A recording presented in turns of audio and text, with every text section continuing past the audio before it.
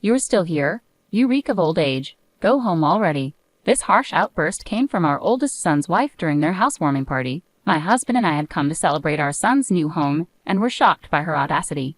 Our son stood up, probably trying to calm his wife down, but beside me, my husband quietly muttered, "Shall we bring this house down?"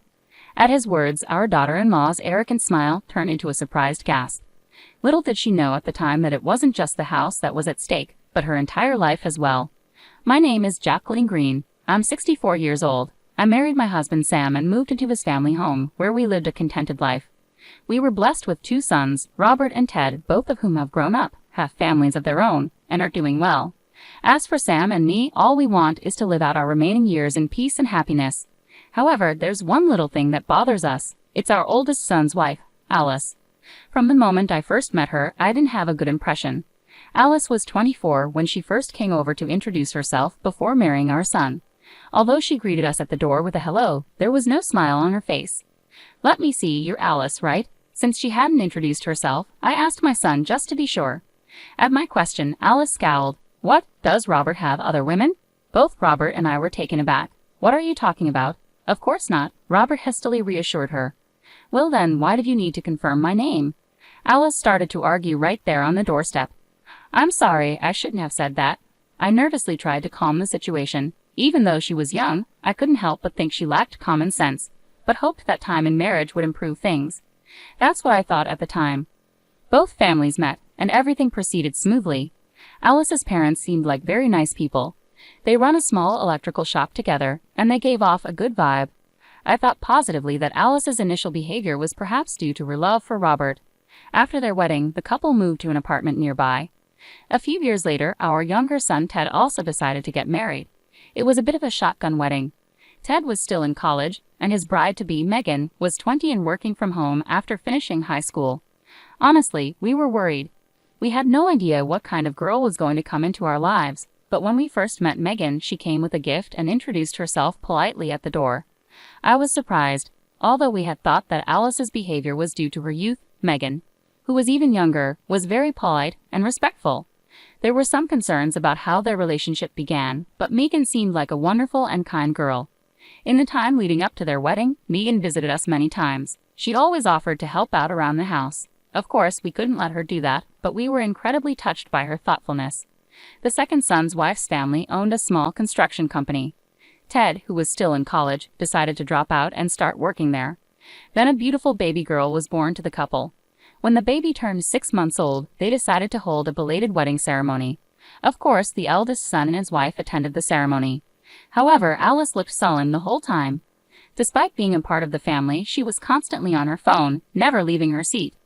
Both my husband and I wanted to talk to her, but we could tell she gave off a vibe that said, "Don't talk to me."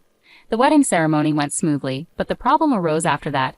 Since they had a small baby, they decided not to have an after-party, so we suggested, why not have a small after-party at our house? Ted and Megan were thrilled. We prepared snacks and appetizers, and Robert and Alice joined us at our house. However, a commotion ensued. "There, that was a lovely wedding. Megan looked beautiful," said the eldest son. Of course, those kind words made the atmosphere pleasant, but it was the eldest son's wife who completely shattered the calm. "What are you saying? Who are you calling beautiful? Are you cheating on me?" she angrily confronted her husband. Everyone was stunned by her overreaction, but I quickly snapped out of it and tried to calm her down. "Alice, calm down. Robert didn't mean it that way." But it seemed like that was a mistake. Now I became the target of her anger. Alice glared at me and shouted, "How did you raise him to be such a cheater? Isn't it your fault for raising him this way?" Then she lunged at me. "Alice, calm down. Alice, please stop. Enough is enough." The children and my husband stepped in to restrain Alice. I immediately told Megan to take the baby somewhere safe and asked her to leave the room. Looking at Alice, who was panting heavily from her outburst, I was sure she must dislike all of us. No, everyone involved with Robert. She sees only Robert. For better or worse, we decided it would be better for Robert's sake to distance ourselves from them, and so we have kept a minimal relationship with them up to now. After the incident, I told Robert, "Don't you think it might be better to divorce?" To which he replied, "I have thought about that too," but when I mentioned it, Alice apologized in tears. After receiving words of apology from her, both my husband and I decided to leave the matter to the two of them. Despite the ups and downs, our eldest son and his wife celebrated their 15th wedding anniversary. Since they didn't have children, we didn't have many opportunities to meet with our eldest son and his wife, but we figured it was better to go on without any confrontations causing issues. Both my husband and I thought the same. Then one day, our eldest son contacted us. He said that he had decided to start his own business, focusing on the development of a game he had been working on as a hobby. In other words, our eldest son was going to be the CEO. He said he didn't need a large office to develop his game, but he would hire a few employees and each of them would work from home. Because there would occasionally be a need for meetings, he told us he was planning to build a new house with a small meeting room and his own workspace. My husband and I were very happy to hear that our eldest son was turning his hobby into his career and looking toward the future. A few months later, a mansion was completed. We were invited to the housewarming party along with our second son's family. It had been several years since we last met our eldest son's wife, but she had become a fine adult. I thought there wouldn't be any problems like before. Thinking that, we brought our congratulations and visited our eldest son's home. "Hello, excuse us," I said as I rang the bell. My eldest son came out to greet us. He guided us inside the house, saying, "This is the conference room, this is the workspace, and this is the living area. It's properly locked." He led us to the living room while showing us around the house. "Oh, it's lovely," I said, looking around the room with my husband and the family of our second son following behind, all wearing smiles. A meal was prepared in the living room, but I didn't see my eldest son's wife. "Where is Alice?" I asked my eldest son, but he didn't want to talk about her. In the end, we started eating without her. My husband and second son each gave their housewarming gifts to our eldest son.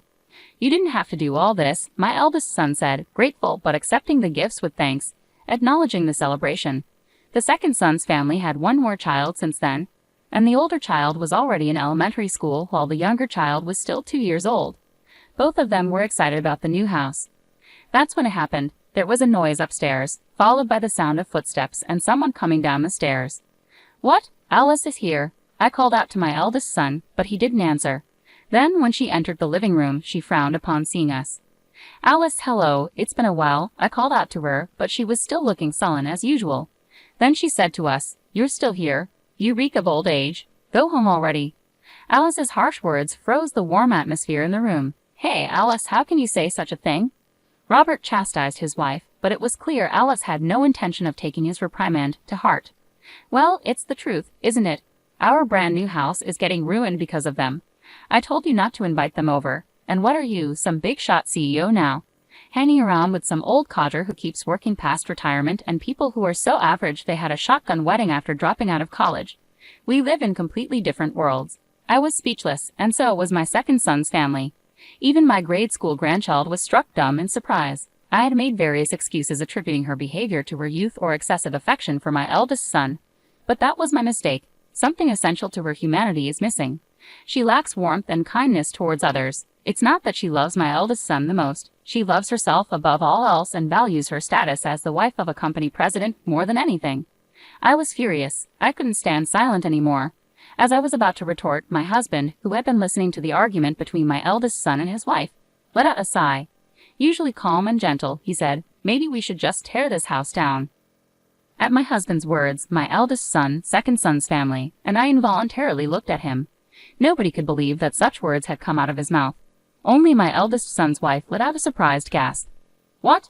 Do you even understand what you're saying?" Alice asked. "Of course I do," my husband replied. "A house designed by me and built by Ted might be better off not existing."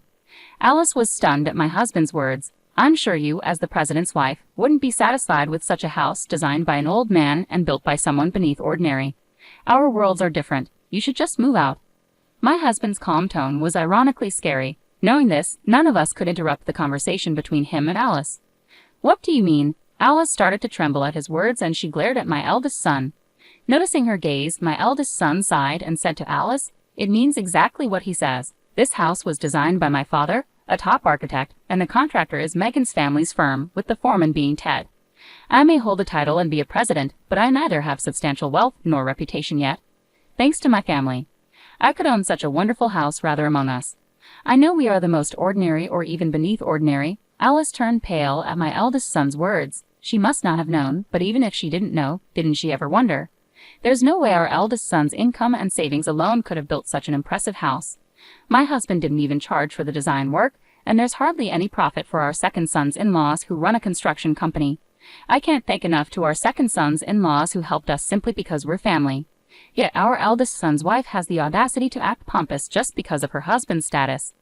Who does she think she is, saying that we're less than average? Alice repeated his words as if she couldn't believe them. You could see the despair on her face. Indeed, my husband still works for a company even after his retirement, but that's because the company asked him to stay on as a top-tier architect. Our second son is being groomed as the next boss at his wife's family business. He gets good treatment not just from his coworkers but also from the business partners that his wife's family has had relationships with for years. And even though he's not yet the president, he's working hard for the company. Yet in this group, Alice is at the bottom of the barrel. Our eldest son laughed, looking at his wife, whose face had turned blue as if she was about to cry at any moment. Our second son also started laughing involuntarily, but the atmosphere was anything but pleasant. Our second son's wife quickly picked up on the mood and took their child to a nearby dollar store. She's really good at reading the room and is very considerate. Apologize to Dad and Mom properly if you understand. Our eldest son stopped laughing and yelled at his wife. What? Am I really that bad? You're always on their side. It's only natural for a husband to side with his wife. Alice fought back. Sure, that's right, but it's also a husband's job to point out when his wife is wrong. You're wrong. If you have a complaint, quit being my wife right now, our eldest son replied, truly angry. Seeing her husband so angry, Alice quickly changed her attitude and conspicuously knelt down. I didn't know. You never told me, she said, acting like a tragic heroine. Then, as if intoxicated by her own performance, she turned to my husband and me and began to apologize. I'm really sorry for the rude things I've said. We watched her act with a blank expression, not feeling a shred of sympathy. Her overly dramatic apology didn't touch our hearts at all, and it was too late to apologize anyway. We had no intention of accepting her superficial apology, just like last time. Seeing his wife in this state, our eldest son asked, Dad, Mom, what do you think? Am I terrible? Am I doing something wrong? My husband looked at me, realizing that I had something to say. I couldn't forgive her for her previous remarks, no matter what. No, Robert, I think you're right. If a wife disrespects her family, it's a husband's duty to correct her. I will reflect and change my attitude. Alice continued her melodramatic act. No, Alice, this is not the first time you've been disrespectful to us, is it? Haven't you been told this every time by Robert? Robert must have pointed out your words every time, right? What about that? I asked. At my words, Alice bit her lip, turning pale.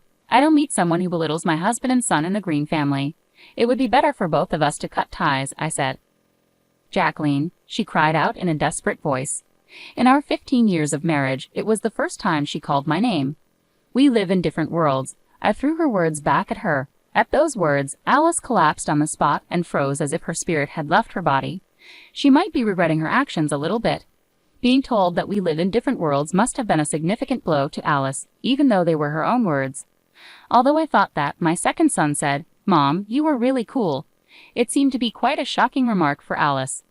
In the end, my eldest son Robert decided to divorce his wife Alice, who loved Robert so much. When Robert proposed, if you want to stay with me, Alice, you need to start working and contribute to the mortgage for this house we got at a reduced rate. Alice turned bright red with anger. At the time of their marriage, Robert had told her, I want my wife to be a homemaker.